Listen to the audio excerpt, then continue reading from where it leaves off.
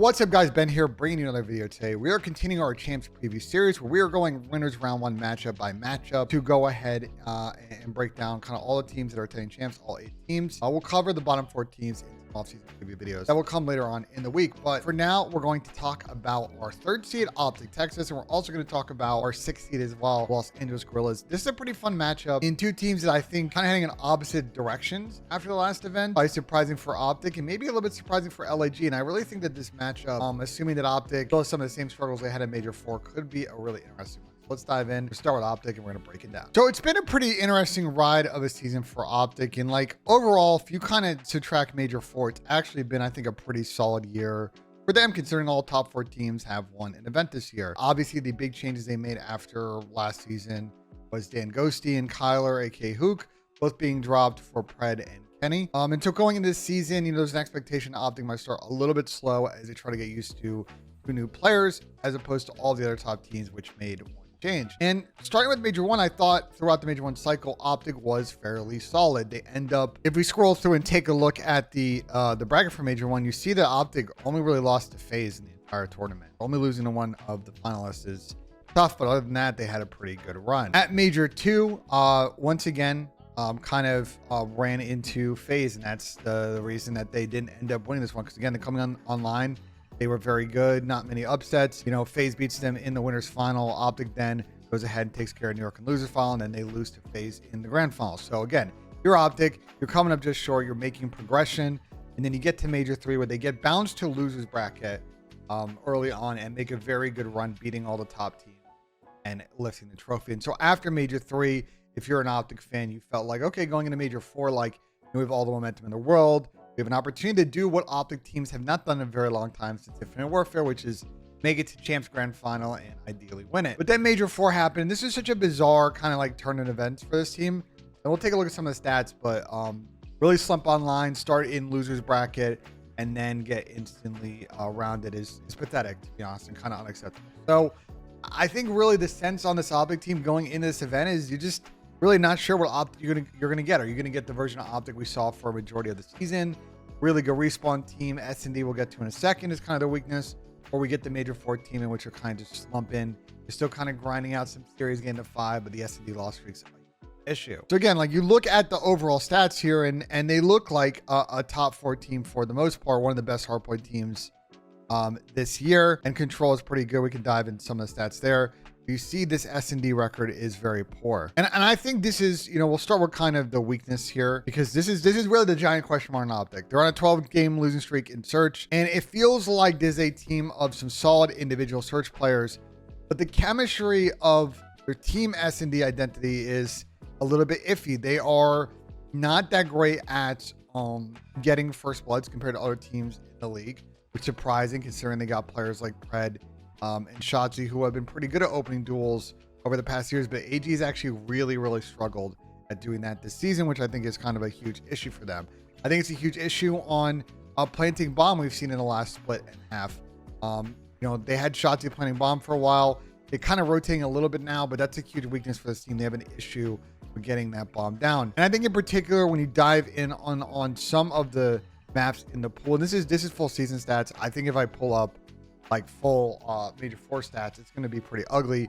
But you see that on the defending side of things, they are pretty poor on a couple of these maps in terms of defense. High Rise, a map they've tried to play throughout the year and haven't been able to figure out. 10th in round win percentage on defense. Rio, another map that has kind of struggled throughout the year, second to last, and 6-star, they are last. You see that you really can't be bottom in 3 of those maps, even though they have been solid at Karachi all year. Well, guess what?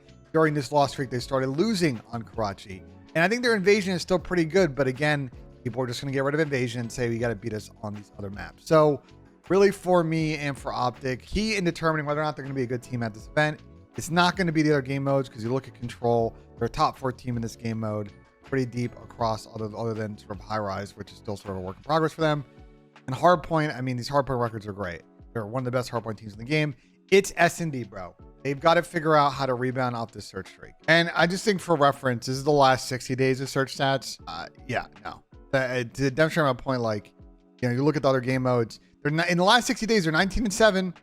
19-7 a hard point, pretty good. Pretty good. That's top team material. And you see they rank first and second in a lot of stats. You scroll up here, control 6 and 8. Not too bad. 500 could be a little bit improved. And I hear that, but you know, it's not terrible. You can live with that. The problem is that the S&D, the 0 and 12, yeah, 7 and 15 in the last 60 days in searches. It's not good. So that's really what it's going to come down to OpTic. And you think about this matchup versus LAG, they should be able to outclass them in some respawns, but we'll get to that in a second. It's the S&Ds.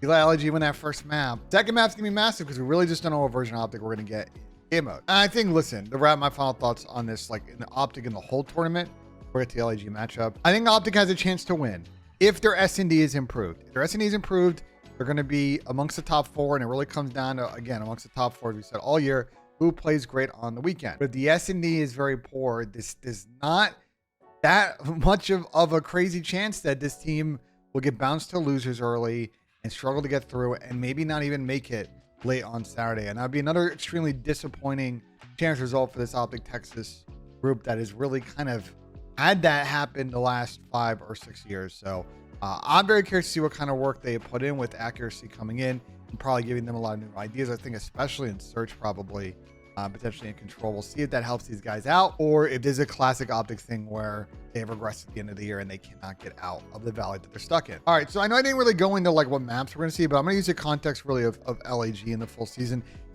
LAG's a weird team because you look at these stats and you're like, how did these guys make it to champs? And then when I tell you that they got third, fourth, or rather that, you know, that they got third at the last event, you're going to probably be mind blown that they made that run. They've gotten 2 top 6s at LAN this year. You see that their qualifiers record this season online, they were 8 and 20, which is terrible. And you see that in almost every game mode, especially in respawn, they are very, very poor. Search a little bit okay, but you see that's a lot of that is driven by the 1 and 6 on Karachi.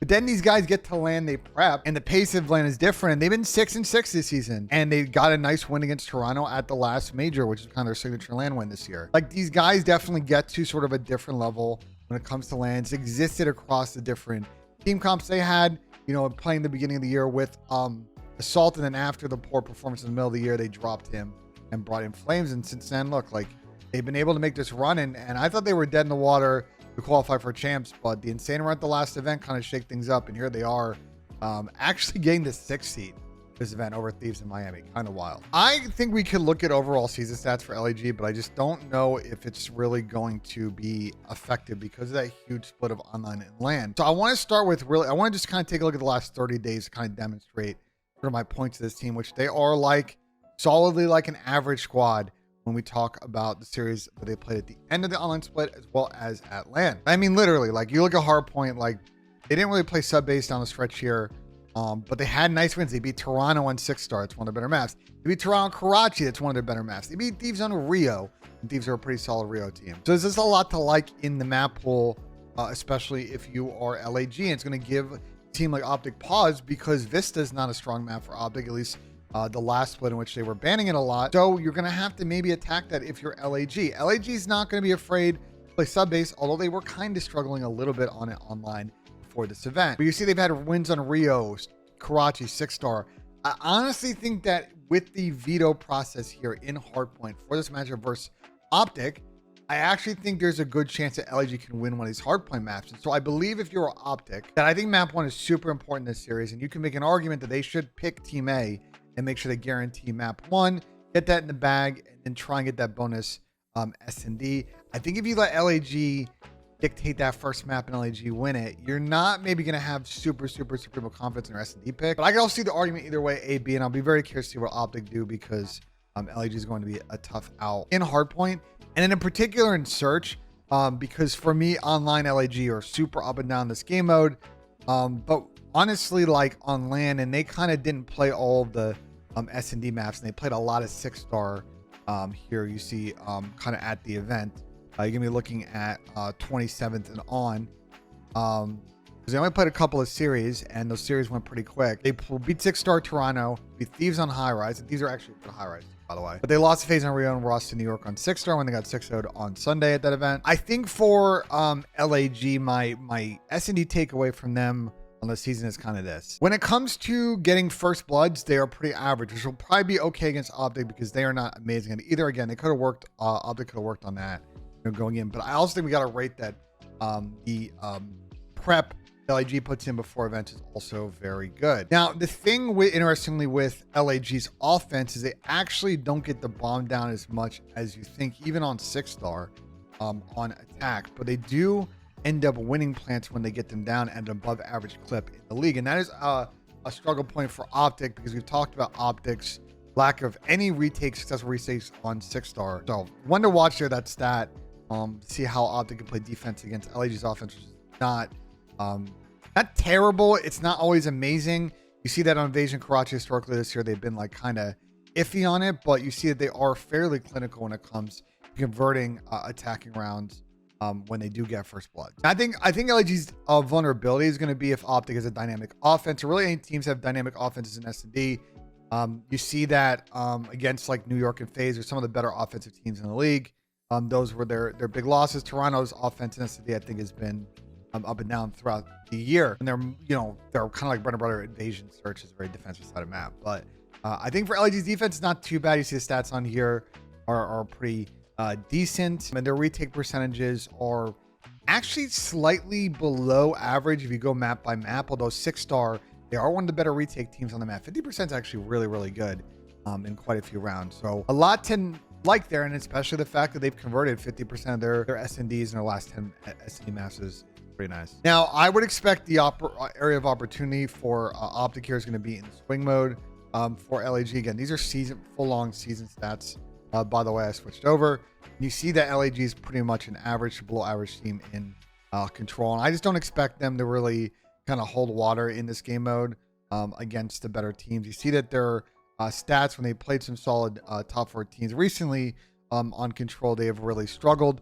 Losing to New York in a 5th round on high rise. They lost to FaZe 3-1 on Invasion. Lost to Toronto 3-0 on high rise. Lost to FaZe 3-0 on high rise online. Like you see that, I just don't see the opportunity for control for LAG in the series. And it could be problematic if LAG get a dream start. They go up 2-0 in the series. Then OpTic kind of get some momentum. So I really think, listen, the Neslo is going to be, and you've heard this a lot in this. I just don't see how LAG right now, assuming that OpTic has put in a lot of work, is going to win this series like 3-0, 3-1 against OpTic. And I think it's going to have to go to a game 5, which they have a decent record in this season. And we've seen OpTic lose a lot of game 5s recently. But I do think that there is always a crowd factor here. There is always, that kind of intensity, the energy that's going to be in the building to try and will OpTic to kind of stem the negative tide they've been on recently. And that's why I think first and second map are so big for LAG to try and win. Obviously one of them, because they go down 0-2, they're going to get swept. But to try and go up 2-0, because I actually think that, it is possible that LAG, with all the prep work they will have kind of guessed Thorpine maps here and be aggressive in their veto picks and maybe beat OpTic on their picks. So I think I'd still probably pick OpTic to win this matchup. I would say in a game 5, to be honest, because I think it's going to be a gritty one. If this one comes down to a search, I think right now I feel more confident in LAG in the game mode that I do than OpTic. And honestly, if LAG find a way to win control in this series, it's going to be a real trouble for OpTic, because I genuinely believe that LAG is going to have a chance to at least split the hard points. So I think of the 4 matchups for me, because some of y'all might be, well, what about Thieves? What about Seattle, New York? I just think New York's going to, we'll get to that in my next video, but I think New York, I think has a better chance to beat Seattle than I think OpTic does against LAG. So that's kind of my thoughts on the series. I think if you're a betting man, you can probably get plus odds for LAG map 1s right now. I actually think if you like that, it might be worth converting, because you really just don't know if odds to take team A, team B, and LAG have actually been pretty good in map 1s down the stretch here recently. As far as LAG's performance in this tournament, it's really going to depend on that first matchup. I think LAG, realistically, ceiling is top 6. But I think with the way they played at LAN, the way they played the last event, they are more capable, I think, than Seattle or Thieves or Miami at getting an upset against the top 4 teams. So I think realistically, if there's going to be an upset, a team will get top 4. That's not a top 4 team. I think LAG might be the squad. And my last thought on LAG is, like, they're all free agents after this year. And this might be the final ride for this team, because who knows what this franchise is going to do with the spot. Who knows these guys are going to stick together. Player like Estrel has gotten a lot of attention last month or so, and he may end up on a better team next year.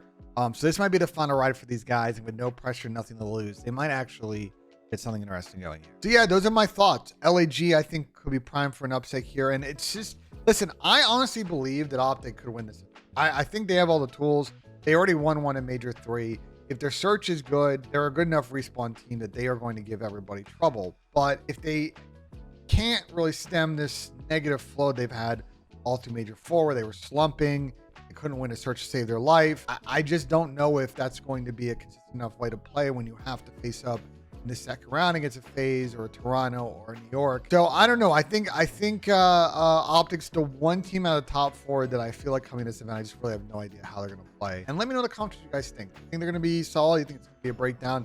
Let me know what you guys think. Like if you enjoyed, subscribe for more. We got one more Camps prediction video coming up tomorrow. We'll see you guys on the next one.